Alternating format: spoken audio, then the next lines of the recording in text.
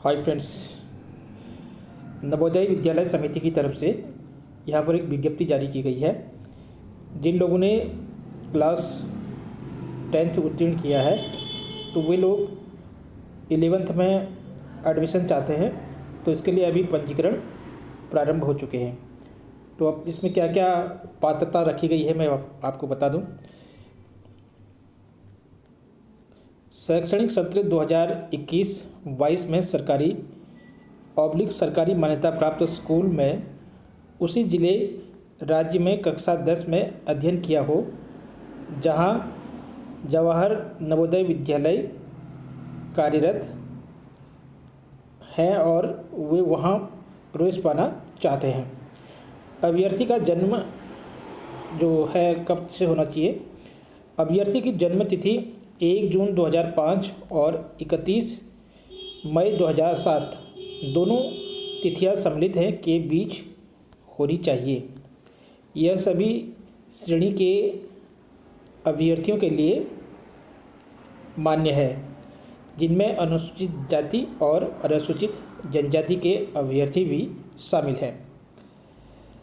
रिक्त स्थानों के सापेक्ष कक्षा 11वीं में विद्यार्थियों के प्रवेश के लिए मानदंड। अब क्या मानदंड है।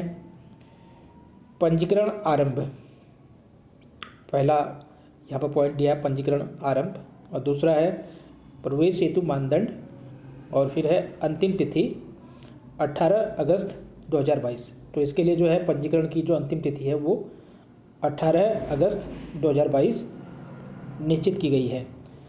तो अब इसमें क्या क्या शर्तें दी गई हैं।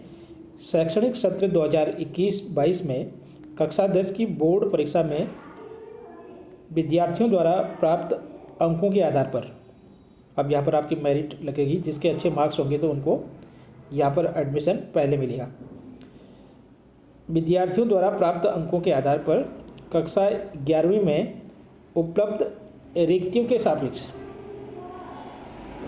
नवोदय विद्यालय के मानदंड के अधीन प्रवेश विद्यार्थियों का चयन निम्न चरणों के अनुसार किया जाएगा। जनपदवार योग्यता सूची तैयार की जाएगी और रिक्तियों के सापेक्ष विद्यार्थियों का चयन किया जाएगा। जिले के जवाहर नवोदय विद्यालय में रिक्तियों के सापेक्ष विद्यार्थियों का चयन करने के उपरांत राज्य स्तर पर सामान्य योग्यता सूची तैयार की जाएगी। यहाँ पर नोट, एक महत्वपूर्ण बिंदु यहाँ पर दिया है, एनसीसी, स्काउट और गाइड एवं खेलकूद के लिए अतिरिक्त महत्व। अब यहाँ पर एक सामान्य विशेषताएं क्या क्या होनी चाहिए। उपलब्ध संकाय विज्ञान, वाणिज्य, व्यावसायिक और मानविकी, इसके लिए क्या क्या विशेषताएं होनी चाहिए। देश के प्रत्येक जनपद तमिलनाडु राज्य को छोड़कर में सह शैक्षिक आवासीय विद्यालय, लड़के और लड़कियों के लिए अलग अलग छात्रावास, कक्षा 10वीं और 12वीं में उत्कृष्ट परिणाम। ये हैं आपके जवाहर नवोदय विद्यालय की विशेषताएं। निःशुल्क शिक्षा, भोजन और आवास।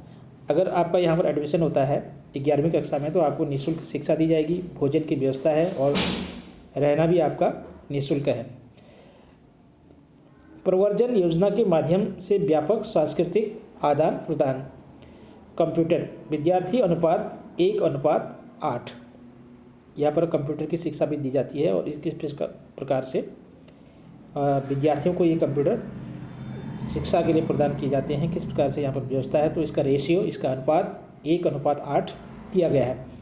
नवोदय विद्यालय समिति द्वारा जारी जो ये आपका एडवर्टाइजमेंट है, ये आपका नवोदय विद्यालय समिति के द्वारा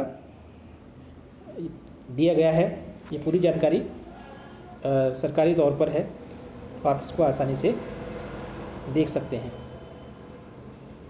तो फ्रेंड्स, ये थी नवोदय विद्यालय समिति के द्वारा यहाँ पर दी गई सूचना के आधार पर एक आपको जानकारी। नवोदय विद्यालय की 11वीं कक्षा में एडमिशन के लिए पंजीकरण के बारे में। तो मिलते हैं कुछ नई जानकारी के साथ, तब तक के लिए जय हिंद, जय भारत।